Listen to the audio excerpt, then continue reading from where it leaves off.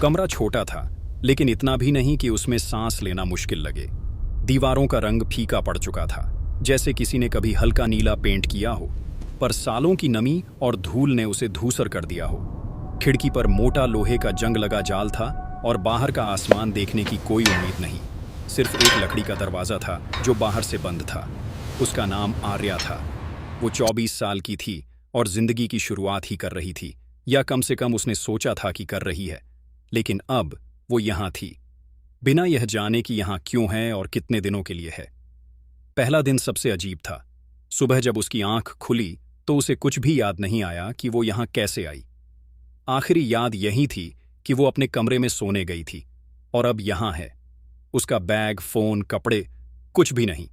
सिर्फ वही कपड़े जो उसने रात को पहने थे, एक पुरानी डीली टी शर्ट और ट्रैक पैंट। आर्या ने दरवाज़ा पीटना शुरू किया, पहले धीरे, फिर जोर से और फिर पूरी ताकत से। कोई है? हेलो, मुझे यहां से निकालो। लेकिन बाहर से कोई आवाज नहीं आई। कुछ देर बाद उसकी सांस तेज हो गई, दिल जोर से धड़कने लगा। उसने दीवारों को टटोला, कोनों में झांका, लेकिन वहां सिर्फ खालीपन था। कमरे में एक कोना ऐसा था जहां पुराना गद्दा रखा था। गंध इतनी बासी कि लगता था सालों से धूप नहीं देखी। पास में एक स्टील की बाल्टी और एक टूटी मग रखी थी। बस यही उसका घर था अब। घंटे धीरे धीरे गुजरने लगे। शुरुआत में उसने सोचा शायद कोई मजाक है, शायद उसके दोस्त या परिवार ने उसे किसी गेम में फंसा दिया है। लेकिन जब दिन ढलने लगा और न कोई आवाज आई, न दरवाजा खुला, तो उसका दिल बैठ गया। शाम होते होते एक छोटी सी खिड़की दरवाजे के निचले हिस्से में खुली। वहां से एक प्लेट सरकाई गई जिसमें सिर्फ उबला चावल और एक गिलास पानी था। आर्या ने तुरंत पूछा, तुम कौन हो? मुझे यहां क्यों रखा है? प्लीज बाहर जाने दो। लेकिन खिड़की तुरंत बंद हो गई। उसने खाना नहीं खाया। भूख से ज्यादा उसे डर सता रहा था। सोच रही थी, अगर उन्होंने मुझे यहां हमेशा के लिए रखा तो? अगर ये कोई बहुत गलत जगह है? रात का समय सबसे कठिन था। अंधेरा बढ़ते ही दीवारों की नमी की गंध और भी तेज हो गई। छोटे छोटे चूहे कमरे में दौड़ने लगे। कभी दीवार के अंदर से पानी टपकने की आवाज आती, कभी किसी की बहुत धीमी सरसराहट सुनाई देती। आर्या ने खुद को गद्दे के कोने में समेट लिया। उसका दिमाग हर सेकंड सोच रहा था, क्या मैंने किसी को नाराज किया? क्या ये अपहरण है? कोई फिरौती मांगेगा? या उसकी आंखों में नींद नहीं थी। पहली रात उसने दीवार से पीठ टिकाकर बिताई, आंखें चौड़ी और दिल में सिर्फ एक सवाल, ये जगह मेरी कब्र बनेगी या मैं यहां से बाहर निकल पाऊंगी? पहला दिन खत्म हुआ, लेकिन ये तो बस शुरुआत थी। तीसरा दिन, और दीवारों की फुसफुसाहट। पहले दिन उसने सोचा था कि शायद कल तक दरवाजा खुल जाएगा।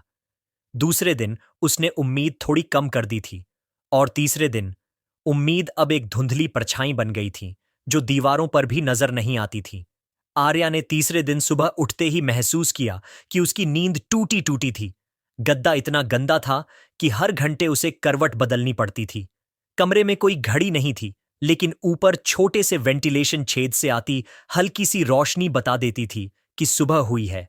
वो चुपचाप बैठकर दरवाजे को देख रही थी। हर दिन एक बार वो छोटी खिड़की खुलती, खाना अंदर सरका दिया जाता और खिड़की फिर बंद हो जाती। उस खिड़की से बाहर का कोई चेहरा, कोई आवाज, कुछ भी नहीं आता था। तीसरे दिन की सुबह उसने सोचा, अगर मैं किसी से बात नहीं कर पाई तो मैं अपना दिमाग खो दूंगी। उसने दरवाजे से धीरे धीरे बोलना शुरू किया, जो भी हो मुझे बता दो। मैं वादा करती हूं भागूंगी नहीं। बस एक बार समझा दो कि क्यों। लेकिन जवाब में वही खामोशी। दिन ढलते ढलते उसे महसूस हुआ कि दीवारों के उस पार कोई है। बहुत धीमी सी आहट, जैसे कोई दीवार के पास खड़ा हो।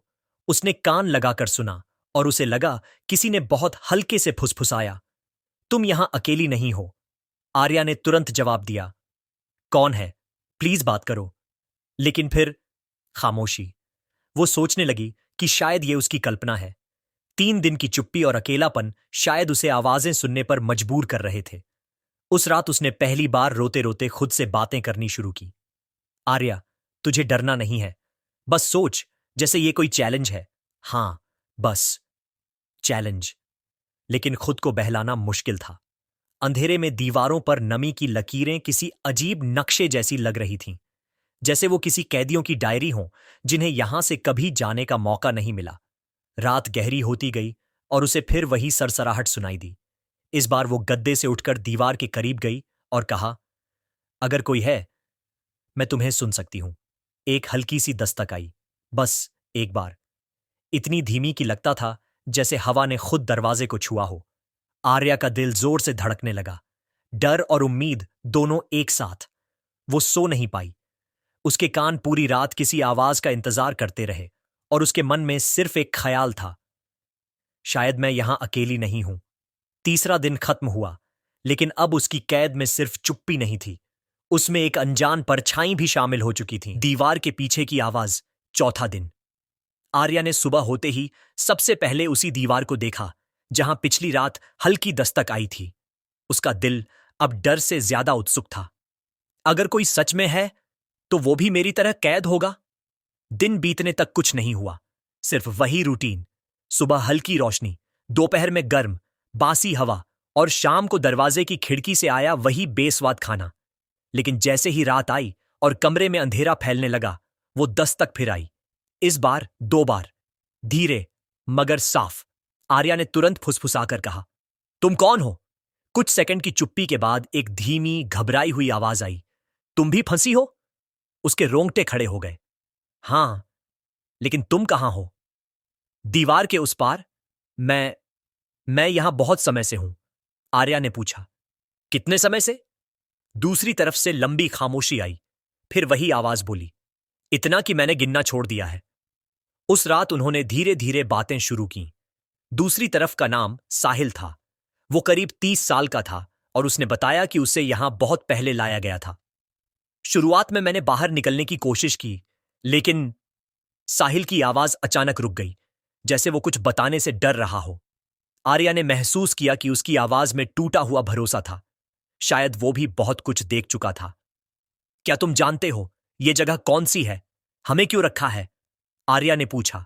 साहिल ने धीमे स्वर में कहा, यह जगह सजा है, और सजा का मतलब यहां मौत तक कैद। आर्या का दिल एक पल को थम गया। मौत तक? साहिल ने कोई जवाब नहीं दिया, सिर्फ इतना बोला, तुम डरो मत, अभी तुम्हें शुरुआत है, उम्मीद मत छोड़ना। उस रात आर्या देर तक सो नहीं पाई। उसके मन में सवालों का तूफान था। ये जगह कौन सी है? साहिल सच कह रहा है या बस उसका दिमाग बिगड़ गया है? और अगर वो सच कह रहा है तो क्या 97 दिन भी काफी होंगे यहां से बाहर निकलने के लिए, या बहुत कम? रात बीत गई, लेकिन अब उसके पास एक नई वजह थी जागते रहने की। दीवार के पीछे की आवाज। भागने का बीज 5वां दिन था। आर्या अब समय को दिन और रात से नहीं, बल्कि दस्तक और खिड़की से आने वाले खाने से मापने लगी थी। सुबह होते ही उसने दीवार के पास कान लगाया, लेकिन साहिल की कोई आवाज नहीं आई। वो बेचैन हो उठी, कहीं उसे कुछ हो तो नहीं गया। शाम को खाना आया, वही बेस्वाद उबला चावल और पानी। खिड़की बंद होते ही उसने दीवार पर हल्के से थपथपाया, 1 बार, फिर 2 बार, फिर 3 बार।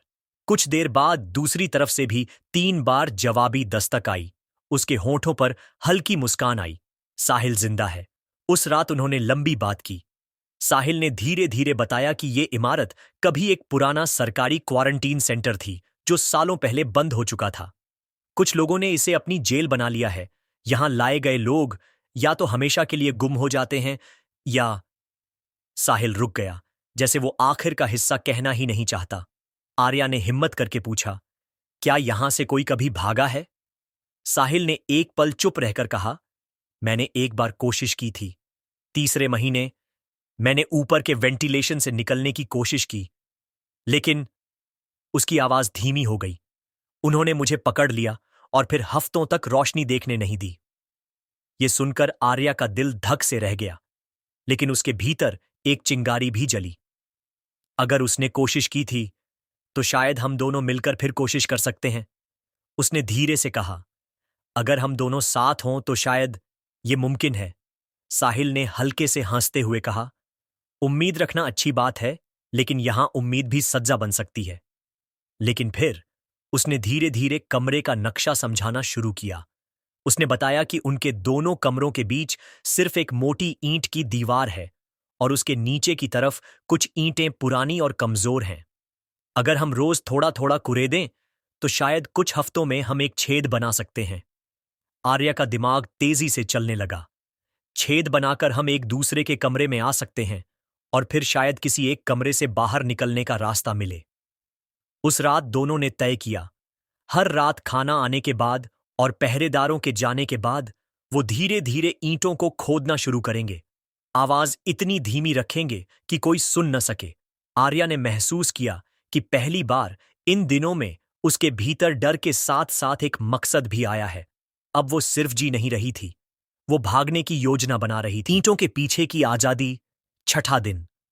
खाना आने के बाद आर्या ने इंतजार किया जब तक कि गलियारे में कदमों की आहट पूरी तरह गायब नहीं हो गई। कमरे में सन्नाटा था, सिर्फ कहीं दूर चूहे की छोटी सी छर्र छर्र।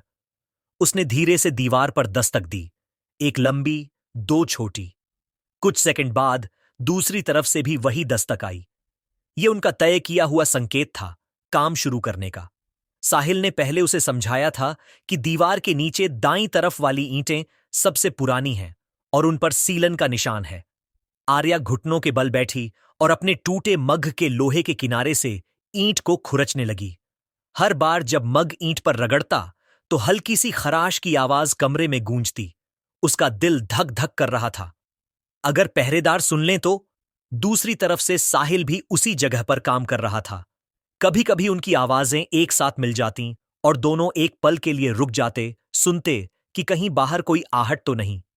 पहली रात में ईंट पर सिर्फ हल्की सी खरोंच आई, पर वो दोनों जानते थे कि ये एक लंबी लड़ाई है और हर इंच में आजादी की खुशबू छुपी है। सातवां दिन। काम थोड़ा तेज हुआ। आर्या के हाथ में छाले पड़ने लगे, लेकिन उसे फर्क नहीं पड़ रहा था। वो और साहिल अब और ज्यादा बातें करने लगे थे, अपने पुराने जीवन, अपने सपनों और उस दिन के बारे में जब वो आजाद होंगे। साहिल ने उसे बताया कि आजादी के बाद वो फिर से समंदर देखना चाहता है। लहरों की आवाज, वो यहां की खामोशी से बिल्कुल उलट है, उसने कहा। आर्या ने पहली बार हंसते हुए जवाब दिया, और मैं एक लंबी खुली सड़क पर चलना चाहती हूं, बिना दीवारों के, बिना ताले के। आठवां दिन।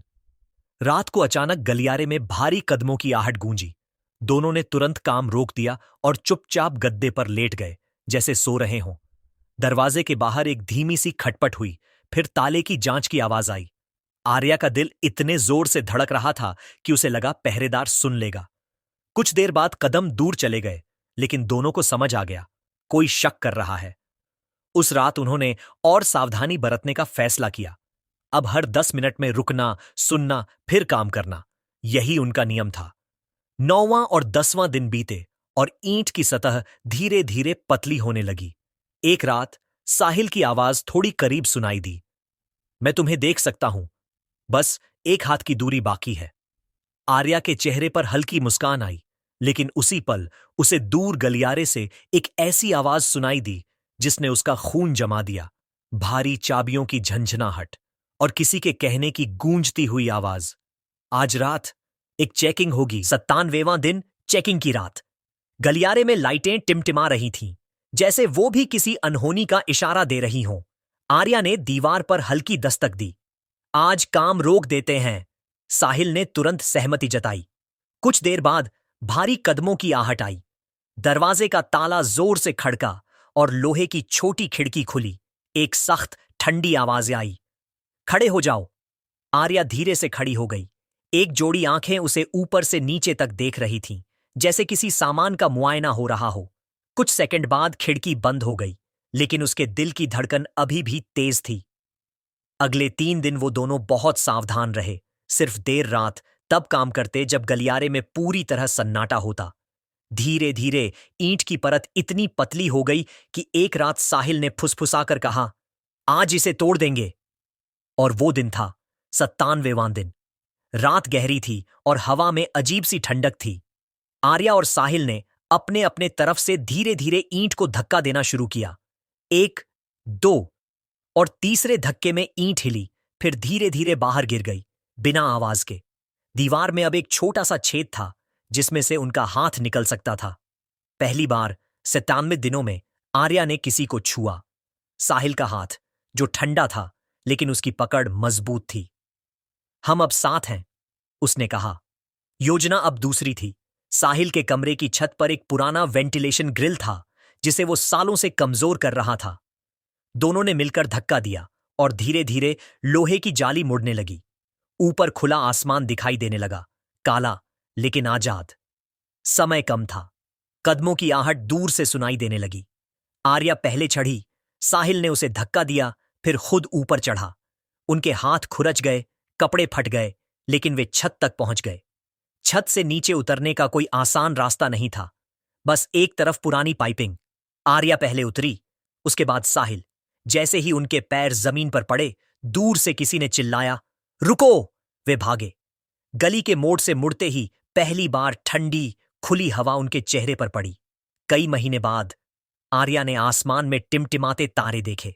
वे दौड़ते रहे जब तक कि पीछे की आवाजें खो न गईं। सड़क पर पहुंचकर दोनों ने रुककर एक दूसरे की ओर देखा। आर्या की आंखों में आंसू थे, लेकिन होठों पर हल्की हंसी। 67 दिन, और अब हम आजाद हैं। साहिल ने आसमान की ओर देखा और धीमे से कहा, अब गिनती शुरू होगी, जिंदगी की गिनती। और वे चल पड़े, अंधेरे से उजाले की ओर।